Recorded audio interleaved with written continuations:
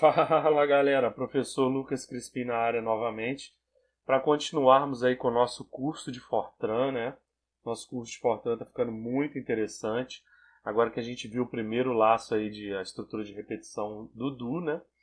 Bom, na aula de hoje eu queria fazer um apêndice da aula passada, né?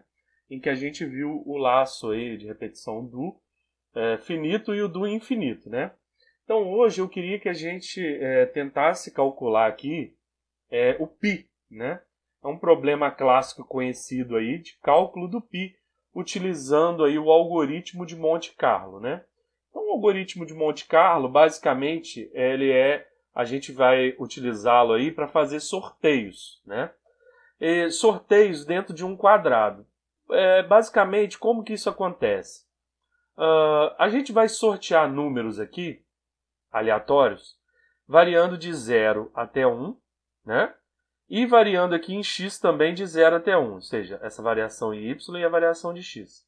A gente verifica nesse sorteio aqui, ou seja, esse par, por exemplo, ele caiu aqui fora, aí você sorteia um outro número, ele caiu aqui dentro, sorteia um outro, caiu dentro, caiu fora, caiu dentro, e assim aleatoriamente vai acontecendo ao longo do nosso laço de repetição. Então os pontos vão se distribuindo, né, ao longo aqui do quadrado, tá?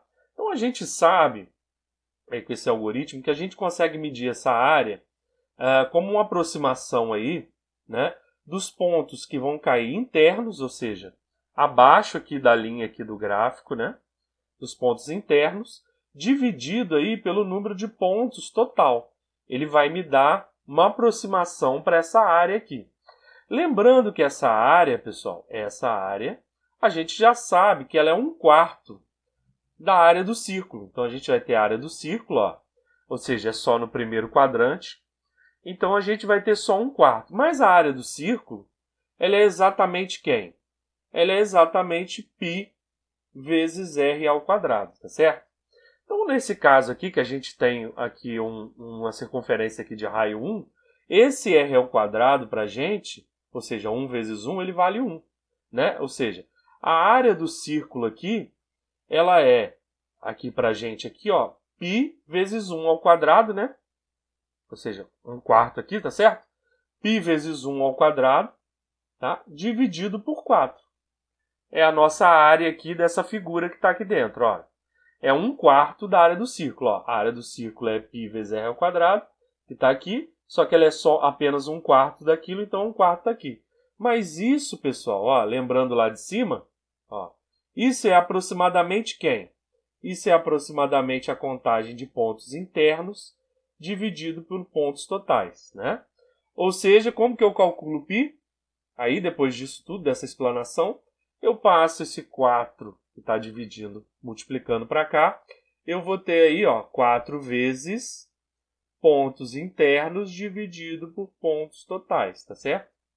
Então, ó, eu tenho aqui, ó, uma aproximação, né? Até coloquei igual aqui, mas é uma aproximação para o número π. Essa aproximação vai ser tão boa quanto eu consigo um número de pontos aqui grande para que esse erro aqui ele diminua com o tempo, tá? Então, pessoal, isso aqui é rapidamente uma explanação aqui do método Monte Carlo de sorteio, né, de pontos para calcular aqui áreas sobre curvas, né? Isso pode ser feito não somente aqui, eu utilizei, claro, propositadamente aqui 1/4 de circunferência, para eu poder calcular o π, tá certo? Mas isso pode ser feito aí com curvas quaisquer, né? Então, conforme a gente faça esse sorteio, né?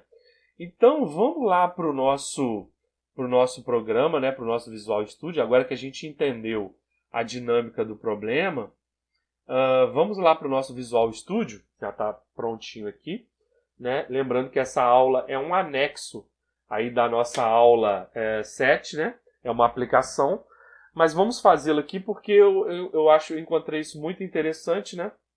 Então, vamos começar lá com o Program, tá? Essa ainda é a aula 7, a aula de laços de repetição, de estruturas de repetição, né? Tá? Bom, vamos declarar uma variável aqui, duas variáveis inteiras, integer, tá? Porque são os nossos contadores. Uma é o acerto, tá certo? E outra é o total, tá? Uma é a quantidade de acertos e a outra é a quantidade de totais de pontos que vão ser sorteados lá pelo método Monte Carlo, tá? Vamos fazer a nossa, primeiramente, antes de criar a nossa estrutura de repetição, vamos setar o número de acertos igual a zero, a inicializar nossas variáveis, o número total igual a zero, tá? E agora vamos criar a nossa estrutura de repetição aqui embaixo. Vou chegar o terminal um pouquinho para baixo. Então a gente vai fazer um laço do. Vamos fazer um do infinito aqui, né? Para a gente verificar aí o nosso conhecimento que adquirimos na última aula. Um end do, tá? Aqui dentro, pessoal, aqui o que vai acontecer, olha. Eu vou sortear números aleatórios, tá? Então eu vou sortear dois números aleatórios. Um eu vou chamar de x, tá? E outro eu vou chamar de y. Aí algumas pessoas se perguntam, olha Lucas, você invocou aqui uma tratativa aqui que eu não conhecia. Tá certo, olha. Quando eu vou chamar uma subrotina, eu utilizo a palavra call, de chamar, né? E o nome dela. A gente ainda vai chegar nessa parte. Mas aí já gravem, aí já comecem a ver mais ou menos como é que se invoca uma subrotina. E para a gente ver aqui, mais uma coisa, é o seguinte, olha. Ele está dizendo aqui para a gente, está simbolizando um erro, que x é implícito, né? Ou seja, eu tenho que explicitamente declarar essas variáveis aqui em cima. Então, eu esqueci de fazer, vou lá fazer, ó, x e y. Então, declarei as duas variáveis, parou de dar o erro, tá vendo? Agora eu vou usar aqui um desvio condicional, que é o if. E nesse if, o que eu tenho que fazer aqui, ó? Eu tenho que verificar se o ponto sorteado está abaixo da curva, tá? Ele é menor que aquele raio que vale 1, ou seja, se x ao quadrado, né, mais y ao quadrado, a soma dos dois é menor, ou seja, se isso é menor que 1, tá? Se isso aqui é menor que o número 1, que é o nosso raio lá. Então, se o número sorteado for menor do que ele. Tá? Se isso acontece, ou seja, se caiu dentro, isso vai se configurar como um acerto. Então, acerto vai receber acerto mais 1. Tá? Então, certinho? Beleza? Se cair para fora da curva, eu não faço nada, não contabilizo.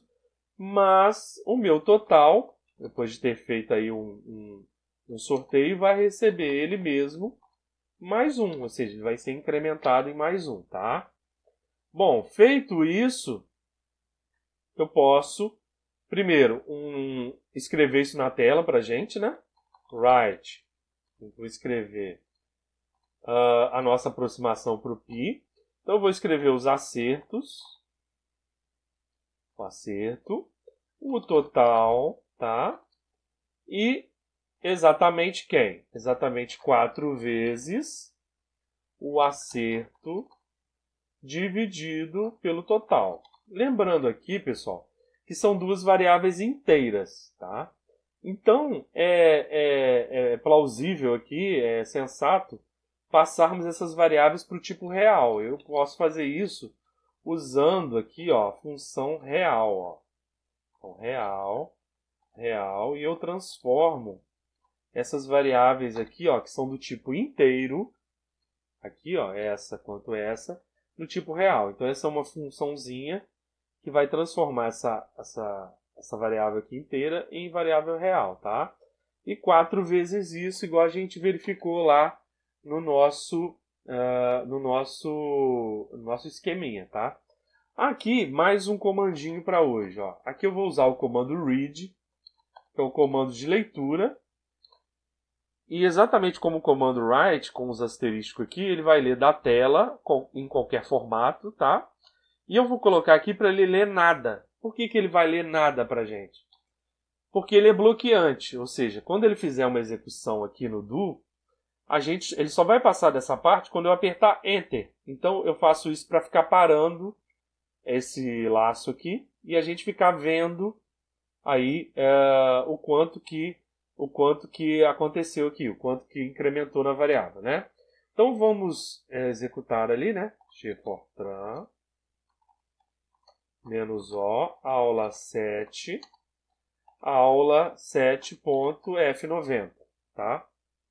Então, compilei. Deu um pequeno problema aqui, né? Qual que é o problema? Ele disse que não existe referência definida para random. Então, o que que aconteceu aqui? Na verdade, eu errei. É random number, tá? Eu só coloquei random, tá? Então, um erro aqui, ó.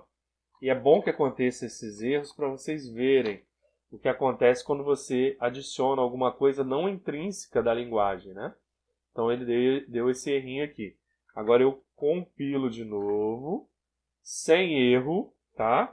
Executo o aula 7, tá? Executei. Ele vai pedir aqui, ó, exatamente que eu dê Enter para ele poder escrever isso aqui embaixo, ó. Então eu vou digitar Enter aqui, vou apertar Enter, e ele fez a primeira execução, olha.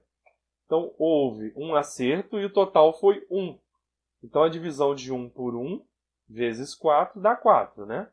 Então, vou apertar Enter de novo aqui, ó, 2. 2 acertos, deu 4. 3 acertos, deu 4. Olha, então, ó, a partir do sexto, olha, já houve uma modificação em que ele acertou 6 e errou uma, né? Então, já caiu para 3,4. Acertou mais uma, subiu para 3,5, né? Então, vamos continuar aqui, ó. Conforme eu for apertando Enter, olha, o número está mudando. Olha, ele já está próximo, se aproximando, né, de 3,14, que é o nosso π, né? Conforme eu deixo o Enter apertado aqui, ó, ele vai fazendo essa conta para a gente, ó. Ele vai fazendo essa conta. Então percebam aqui, ó, que ele já está aqui, ó, próximo do 3. E conforme eu for fazendo a repetição, ele vai se aproximar aí do 3,14. Então aqui ficou, só para mostrar dessa primeira vez, eu coloquei o read aqui, né? Coloquei o read para ele fazer exatamente isso aqui, né?